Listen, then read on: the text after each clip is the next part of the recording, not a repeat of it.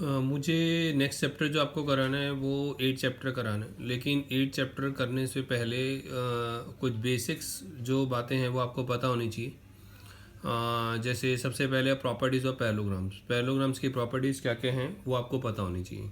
ठीक है। जैसे इसमें लिखा है opposite angles are equal, opposite angles are equal. Opposite angles का मतलब हो गया जैसे एंगल ए और एंगल सी, एंगल डी और एंगल बी, ये जो है आपस में इक्वल होंगे, ये इसका मतलब है।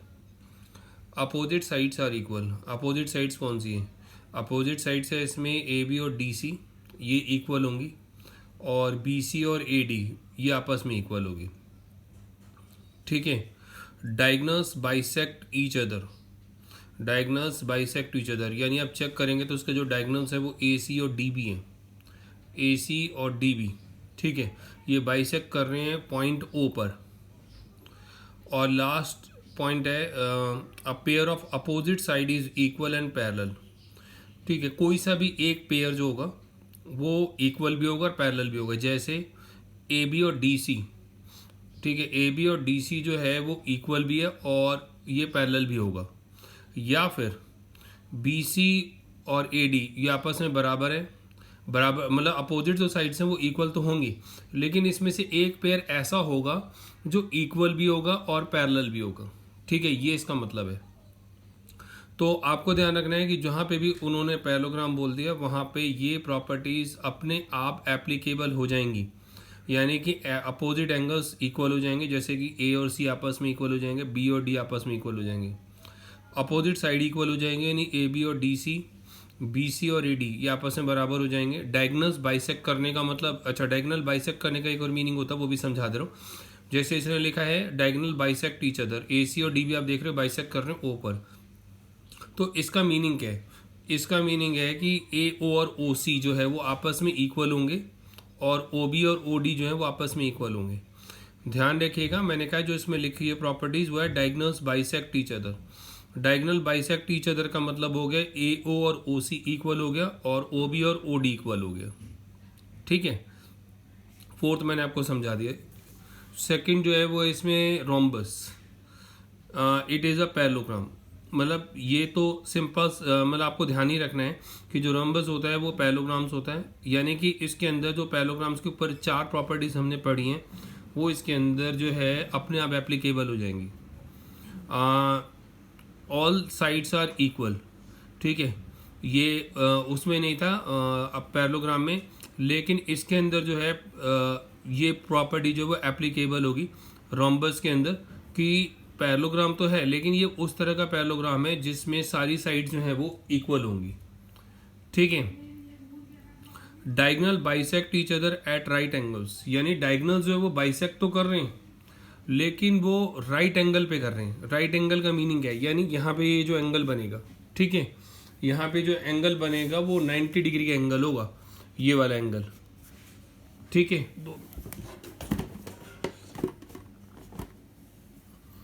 तो इसमें जो है angle A O B, angle A O B जो है वो राइट एंगल होगा आपका।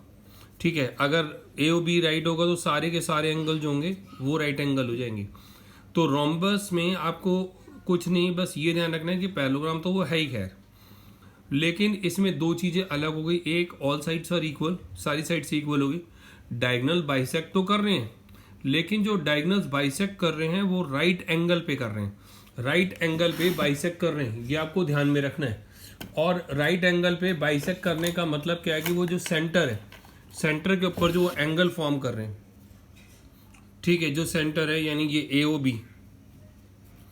बी और इस पे चारों एंगल जो होंगे वो राइट एंगल होंगे, ये इसका मीनिंग है। ठीक है, नेक्स्ट है rectangle. It is a parallelogram, मतलब जो पैरेललोग्राम की प्रॉपर्टीज है वो इसमें एप्लीकेबल्स हो जाएंगी।